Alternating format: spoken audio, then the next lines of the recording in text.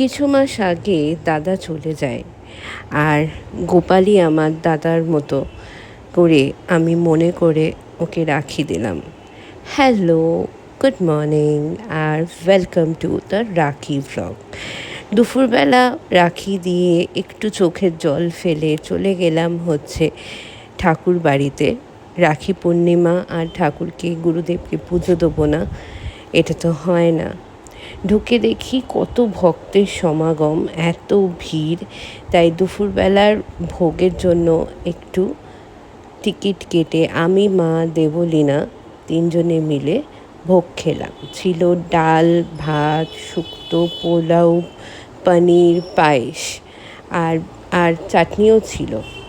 আর বিকেলবেলা একটু ঘোরাঘুরি করতে সাউথ সিটি চলে এলাম। মনটা যেন একদম ভালো লাগছিল না, সত্যি কথা। আর আমার আরেক দাদা আছে, দুবাইতে থাকে, তার মঙ্গল কামনা করে তাকে হোয়াটসঅ্যাপে রাখি। আর একটু ঘোরাঘুরি করলাম এটা মুর্শির একটা দোকানে, যেখানে একটু জুতো ফুতোও দেখছিলাম। পুজো আসছে ভাই, শপিং তো করতেই হবে।